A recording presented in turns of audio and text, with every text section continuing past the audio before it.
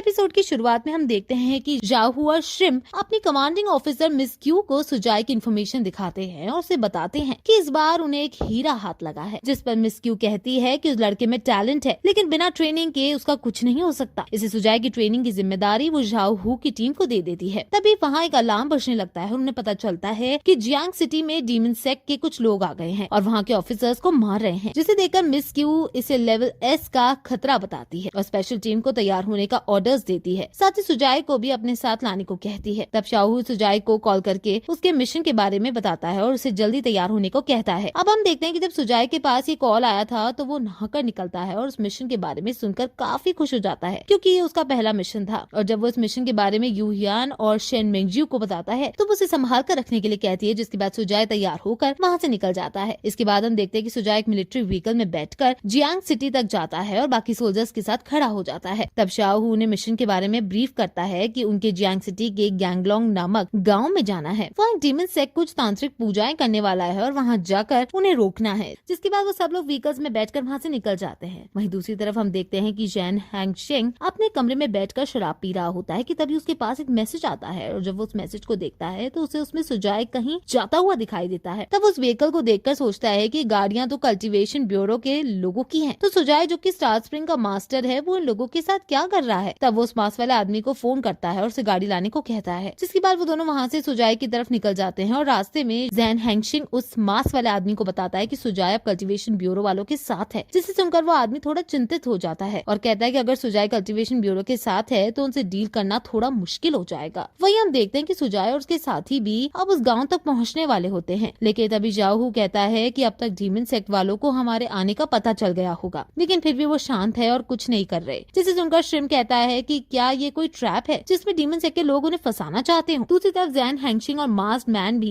उस शहर की तरफ आ रहा होते हैं और मास्क मैन जैन हैंगशिंग से पूछते हैं कि क्या उसे सुजाई की सारी इन्फॉर्मेशन है, जिस पर वो उसे मना कर देता है और मास्क मैन को बताता है कि किसी ने सुजाई की बिल्डिंग के आसपास एक बैरियर स्पेल रखी है, जिससे वो कोई भी जानकारी नहीं जुटा पा रहा है और उसे शक है कि ये काम भी ऑल ड्रीम्स के लोगों का है। जिसे सुनकर मास्क मैन सोचता है कि पहले जो भी स्टार स्प्रिंग के मास्टर हुए हैं वो सब अकेले रहना ही पसंद करते थे, तो इस बार स्टार स्प्रिंग का मास्टर लोगों से इतना क्यों मिलता जुलता है। इसके बाद हम देखते हैं कि गैंगलोंग गाँव में एक ईविल ऑरा फैला हुआ है और बहुत सारे लोग सड़कों पर गिरे हुए हैं। वहीं पर डीमन सेक्ट के आदमियों ने कुछ लोगों को बंदी बना रखा है और वो लोग वहाँ पर एक ब्लडी रिचुअल कर रहे हैं, जिसमें वो उन लोगों की बलि दे रहे होते हैं। तब उन लोगों का लीडर आता है और बंदी बने हुए लोगों को कंट्रोल करके अपने पास बुलाता है और स्पेल को एक्टिवेट करता है, जिससे वहाँ एक ऑरा रिलीज होता है। ये सब करने के बाद वो हंसते हुए कहता है कि हमारी तैयारी हो चुकी है, बस हमें उन लोगों का इंतजार है। अब ये सब वहाँ के पुलिस ऑफिसर्स देख रहे होते हैं और परेशान होते हैं। वो सोचते हैं कि ये सैक्रिफाइस स्टार्ट होने वाला है और अभी तक कल्टीवेशन ब्यूरो से कोई नहीं आया है और अगर वो लोग लेट हुए तो यहाँ के गाँव वालों की जान चली जाएगी। लेकिन सब जानते हुए भी वो पुलिस वाले कुछ नहीं कर सकते थे, क्योंकि वो सब नॉर्मल इंसान होते हैं और वो सब कल्टीवेटर्स से नहीं लड़ सकते। तभी उनका चीफ उनसे कहता है कि मैं अकेला आगे आ जाऊंगा और तुम लोग यहीं रुककर ब्यूरो के लोगों का वेट करोगे। ऐसा कहकर वो अकेला ही आगे बढ़ जाता है। वो धीरे धीरे चौकन्ना होकर आगे बढ़ता है और बचता हुआ सैक्रिफिशियल साइट तक पहुंच जाता है। वहाँ वो डीमन सेक्ट के लीडर को देखता है और सोचता है कि अगर मैं इस आदमी को मार दूं तो शायद हम बच जाए। ऐसा सोचकर वो अपनी बंदूक निकालकर उस लीडर पर निशाना लगाने लगता है। अब जैसे ही वो बंदूक चलाने वाला होता है कि तभी डीमन सेक्ट का एक आदमी उसके पीछे आकर उसे टोकता है और उसके हाथ से बंदूक छीन लेता है, जिसके बाद वो पुलिस वाला उस आदमी से लड़ने की कोशिश करता है, लेकिन वो आदमी वहीं खड़े खड़े उसे हरा देता है और एक लात मारकर उसे दूर फेंकता है। इसके बाद वो आदमी अपनी पावर से उस पुलिस वाले पर अटैक करता है, लेकिन तभी वहाँ श्रिप आ जाता है और अपनी स्नाइपर राइफल से उस डीमन सेक्ट के आदमी पर अटैक कर देता है और उस पुलिस वाले को बचा लेता है। और उसके साथ ही कल्टीवेशन ब्यूरो के बाकी लोगों को भी वहाँ एंट्री होती है और वो सब छतों पर कूदते हुए कूल अंदाज में वहाँ लैंडिंग करते हैं। उन्हीं लोगों में सुजाई भी होता है, लेकिन जैसे ही वो वहाँ लैंड कर रहा होता है उसका पैर फिसल जाता है और वो वहाँ से गिर जाता है, जिसे देखकर शैम्पू से छेड़ते हुए कहता है कि तुमने हमारी कूल एंट्री बिगाड़ दी। तब शाओहू सुजाई को बाकी लोगों के साथ मिलकर विलेजर्स को बचाने को कहता है और खुद स्पेशल टीम के साथ मिलकर डीमन सेक्ट से लड़ने के लिए तैयार हो जाता है। इसके बाद उन लोगों में लड़ाई स्टार्ट हो जाती है और जाहू अपनी तलवार से उसके पास आते हुए एक आदमी को मार देता है और साथ ही उनमें लड़ाई स्टार्ट हो जाती है और जाहू और श्रिम इवल लोगों को मारते हुए आगे बढ़ जाते हैं। सुजाई उन लोगों को इतने अच्छे से लड़ता हुआ देखकर काफी इम्प्रेस होता है, जिसके बाद उनके साथ आगे बढ़कर बंदी बनाए हुए लोगों को छुड़ाने जाता है। तभी डीमन सेक्ट का लीडर उन्हें अपनी तरफ आते देखकर कहता है कि आज हमने एक बड़ी मछली पकड़ी है और ऐसा कहकर वो अपना डोमेन एक्टिवेट कर लेता है। उस डोमेन के एक्टिवेट होते ही वहाँ मौजूद सारे मरे हुए लोग खड़े हो जाते हैं और ज़ॉम्बीज की तरह कल्टीवेशन ब्यूरो के लोगों की तरफ बढ़ने लगते हैं, लेकिन कल्टीवेशन ब्यूरो के लोग उन ज़ॉम्बीज को आसानी से हैंडल करने लगते हैं। तभी सुजाय के पीछे एक ज़ॉम्बी आ जाता है, लेकिन श्रिम्प उसे बचा लेता है और उसे वहाँ से भागने को कहता है। उसके बाद श्रिम्प वहाँ मौजूद ज़ॉम्बीज को मारने लगता है। तभी उसके ऊपर डीमन सेक का लीडर अटैक कर देता है। अब उसको अपनी तरफ आता देखकर श्रिम्प अपनी बंदूक से निशाना लगाता है, लेकिन तभी वो आदमी गायब होता है और अगले ही पल में अपने पावर से टेलीपोर्ट होकर श्रिम्प की बंदूक के ऊपर खड़ा हो जाता है, जिसके बाद वो उस पर अपनी पावर से अटैक करने लगता है। लेकिन तभी जाओ वहाँ आकर उस अटैक को अपने तलवार से रोकता है और श्रिम्प को बचाता है, जिसके बाद वो और श्रिम्प मिलकर दोनों उस लीडर से लड़ते हैं। तब शाहू श्रिम्प से कहता है कि जिन लोगों को इसने ज़ॉम्बी बनाया है वो लोग केवल 15 मिनट तक ही ऐसे टिक सकते हैं, इसे हमें जल्द से जल्द उन्हें हराना होगा। जिसके जवाब से श्रिम्प उसे कहता है कि वो जाकर उन ज़ॉम्बीज को देखता है और तब तक शाहू को उस लीडर से अकेले ही लड़ना होगा, और ऐसा कर दोनों अपनी लड़ाई में लग जाते हैं। तभी हम देखते हैं कि सुजाय को कई सारे ज़ॉम्बी घेर लेते हैं और कुछ ज़ॉम्बीज उसके ऊपर चढ़ जाते हैं, जिनसे वो खुद को बचाने की कोशिश करता है। लेकिन तभी एक लेडी ज़ॉम्बी उसे नहीं छोड़ती और उसे खुद को बचाते बचाते सुजाय उस ज़ॉम्बी के साथ डांस करने लगता है। लेकिन तभी डांस करते करते वो ज़ॉम्बी सुजाय को दूर फेंक देती है। वहीं शाहू भी डीमन सेक के लीडर के साथ लड़ रहा होता है। तभी सुजाय उस ज़ॉम्बी से बचता हुआ घरों की छत पर से भागने लगता है और भागते भागते सोचता है कि मैं ऐसे लड़ाई छोड़कर नहीं भाग सकता और मुझे अपने साथियों को भी बचाना होगा और उनकी मदद करनी होगी। अब वो ये सब सोच ही रहा होता है कि तभी उसका पैर फिसलता है और वो नीचे गिर जाता है। इससे काफी तेज आवाज होती है और उस आवाज के कारण वो सारे ज़ॉम्बीज सुजाय की तरफ बढ़ने लगते हैं। उन ज़ॉम्बीज को अपनी तरफ आता देखकर सुजाय फिर से डरकर भागने लगता है। वही शाहू भी लड़ते लड़ते सोचता है कि उसका दुश्मन नेसेंट सोल स्टेज की लेवल 3 पर है और उससे कई ज्यादा ताकतवर है, इसलिए वो उसे अकेले नहीं हरा सकता। अगर वो श्रिम्प की हेल्प भी ले ले तो वो दोनों से केवल थोड़ी देर के लिए ही रोक पाएंगे। लेकिन अगर श्रिम्प उसकी मदद करने आ गया तो इतने सारे ज़ॉम्बीज को कौन रोकेगा, क्योंकि वो सारे ज़ॉम्बीज डेड पीपल थे, इसलिए उन्हें दर्द भी नहीं हो रहा था। इसलिए उन्हें हराने के लिए लोगों को उनके सिर काटने पड़ रहे थे, जिसके कारण ये फाइट और भी मुश्किल हो जा रही थी। शाहू अपने इन्हीं सब ख्यालों में होता है कि तभी वो आदमी शाहू को एक पंच मार देता है और उन दोनों में फिर से लड़ाई स्टार्ट हो जाती है। लेकिन शाहू हारने लगता है और उसके मुंह से खून निकलता है, जिसके बाद वो अपने साथियों को वहाँ से निकलने का ऑर्डर देता है और श्रिम्प से कहता है कि वो उसके साथ ही रुककर बाकी साथियों के लिए कवर प्रोवाइड कराए। तभी उसकी ये बात सुनकर डीमन सेक का लीडर उन्हें भागने से रोकने के लिए एक एरे एक्टिवेट कर देता है, जिसका नाम ब्लड डीमन एरे होता है। ये एरे वहाँ मौजूद सारे ज़ॉम्बीज की पावर लेने लगती है और धीरे धीरे सारे लोगों को अपने अंदर कैद करने लगती है। अब वो एरे बंद होने ही वाली होती है कि सुजाय भागते भागते उस एरे के एरिया से बाहर निकल जाता है और वो उस एरे में ट्रैप होने से बच जाता है। अब वो एरे एक बैरियर बना लेती है, जिसके बाद वो सारे कल्टीवेटर से भी एनर्जी लेने लगती है। तब श्रिम्प कहता है कि ये एक इविल एरे है और ये कल्टीवेटर्स को मारकर उसकी एनर्जी से एक भयानक राक्षस को समन करती है, तो बहुत तबाही मचाता है और इस एरे को केवल बाहर से ही तोड़ा जा सकता है, या फिर कोई इस एरे के मास्टर से 3 स्टेज ज्यादा ताकतवर है तो वही इसे अंदर से तोड़ सकता है। ये सुनकर जाहू भी कहता है कि मैं इस लीडर से ताकतवर नहीं हूँ और अगर मैं अपना सीक्रेट मैजिक भी यूज करूँ तो भी इस लीडर के बराबर ही पहुँच पाऊंगा और इस एरे को